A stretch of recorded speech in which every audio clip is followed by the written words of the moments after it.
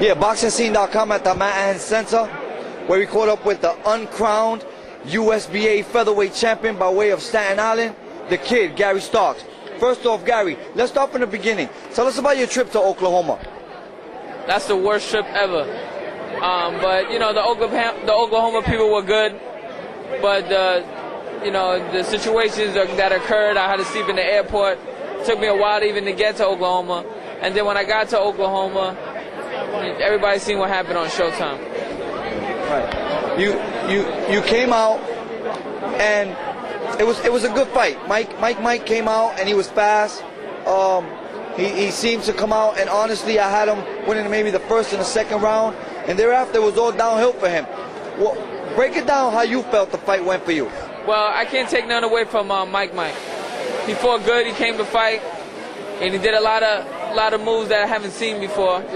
But I know that the first 2 rounds he was going to come out. He starts off fast, so we knew that. We had a game plan for this fight. He had a game plan. First 2 rounds, I knew he was going to come out fast, so I let him get it. As soon as I felt this power, it was money in the bank. So the 3rd round broke him down to the body, and you know, he said that he was hurting me with shots, but if people seen it on Showtime, he didn't hurt me with anything. You know, I'm from Brooklyn, Staten Island. We come down from New York all the way to Oklahoma. See, maybe we get a neutral spot so it won't have like a bad judging, and look what happens. Speaking of the bad judges, but let's talk about the referee for a minute. The referee was in there, and to me, seemed like he could have done a better job. What's your opinion about that?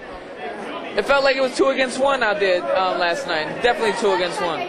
Hit me behind the head, didn't say nothing. When I hit him behind the head, they said something. Holding me, I'm telling them that he's holding, didn't do anything about it. As soon as I hold a little bit to try to get, you know, like a spin off or something, he would charge me for holding. I hit him hard body shots. Then he said it was low blows.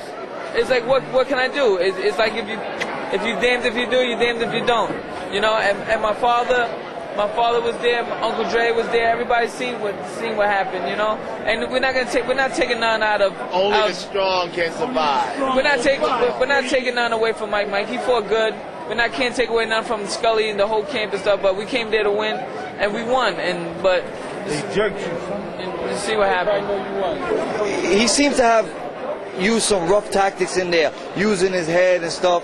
Did that annoy you at all? Nah, I did it a little bit, but you know what? It got me mad, and that's the competitor that I am. As soon as I get mad, my whole game plan switches. I don't. When I go in the ring, I don't leave anything. I don't leave anything out that ring. I keep everything in that ring. I give 115%. So everybody that's seen on Showtime seen, I gave 115%. Maybe I didn't fight my best fight, but I fought enough to win last night. And I guarantee you, people seen it and they say, "Yo, kid got a lot of heart. Kid's the man." Kid, what went through your mind when you heard 116, 112? I thought I was winning. I thought it was for me. When it was 116, 112, like, I got this. I even told him during the fight, I said, "Listen, I'm taking your belt. You know, we were trash talking. The referee only came to me. You can talk in boxing. There ain't nothing there. You can't take no points off from boxing. The talking, I'll get mad. He was talking stuff to my corner, and I was talking stuff to his corner. I told him during the fight, I said, I'm taking your belt. Me and Pops worked too hard. We were working out 4-minute rounds, 13 rounds sparring. We were working hard. I had the best sparring, Rasheem Jefferson, Thomas Snow. Then I had the tutelage of my Pops, Uncle Dre. Everybody came down to, you know, even my boys Dre, then my personal trainer Henry came down to the thing. We working every single day, 3 times a day. And you know, it's funny because I train 3 times a day, go to church, I do everything. I keep it so fully with 100% in boxing. And then to get a decision like this, it brings you down a little bit. But I got my Pops right here, my best friend, and I got everybody, and everybody's telling me I came to the fights today. I didn't want to come to the fights today, but everybody said to come to the fights, and I came to the fights, and I showed the love. Everybody showed me love that New York giving me right now, and I know my father ain't gonna let me hang my head down low. I know this is a hard time for you. It's great to have you, guys like your father, and the support that we have here, and the love for you. But how disappointed did you feel when they said end the new? Very disappointed. I felt like burying my head. That's why I just walked out the ring. It's not bad sportsmanship. You know what I'm saying? It's not bad sportsmanship. I ran out the ring. I didn't want to take, but it was funny because when I was in the locker room, I heard Gary, Gary, Gary, and it was hard. But you know, when I got phone calls in the thing, like my man Ray Velez called me. I was like, "Yo, kid, you got robbed. Kid, you won that fight." And then everybody, people that I don't know, hit me up on MySpace, hit me up on my email. Everywhere we possibly went, people were just acknowledging that I won the fight. And you know, maybe God got a plan for me, you know, but it was crazy that it had to be in the hands of the judges like that. We go all the way to Oklahoma, or the long trip, the long road it took us to get there. You know how long it took me just to get on Showtime? To me and Pops just to make it, to grind like that for 18 fights, not getting fights. How do you think he feels winning a fight that he knows he lost, you know? Right now, because after that fight, he knew he lost. You know, he told Dre, you know, yo, I lost. You know, so to win a fight and just feel you lost is just as bad. What do you take out of that? Mike's honesty. You really don't get that today from too many fighters. What do you think about his honesty and saying that he lost?